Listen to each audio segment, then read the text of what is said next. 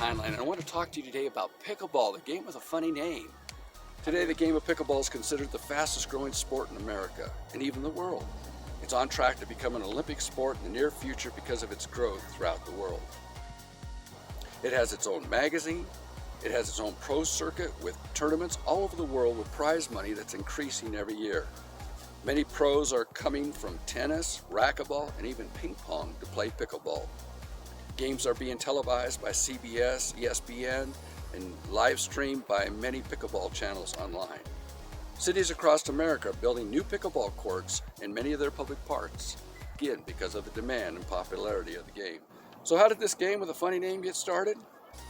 Well, it started over 50 years ago on Bainbridge Island in the state of Washington, when Joe Pitchert, a congressman, along with Bill Bell and Barney McCullen, made up the game as a way of taking the boredom out of the summer vacation for their kids.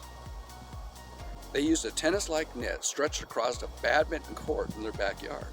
They used a plastic wiffle ball and started with the ping pong paddles, but they broke too easily, so they began making their own bigger and stronger paddles out of wood. The paddles today have evolved into those with polypropylene honeycomb cores and carbon fiber facings, which creates more speed and control of the ball. So from its start in 1965, the sport has caught on, and it's a game that is enjoyed by all ages. How about the rules of the game? Well, they're pretty simple. Serving must be done at the baseline in an underhand fashion. The serve cannot land in the no volley zone, which is also called the kitchen.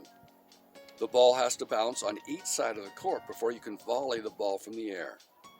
Games are usually to 11 points or 15 points, and you can only score when you're serving. And of course, the last is you need to keep the ball in bounds. Now, when it comes to pickleball, there are four types or four groups of people.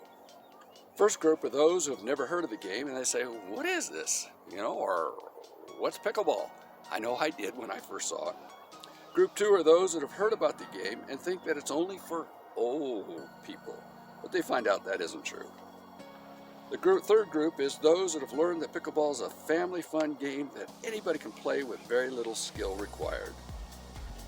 Group four are those that have become serious about the game, some almost addicted, and they're going for the gold. In other words, they want to win a gold medal at a local tournament or a national tournament.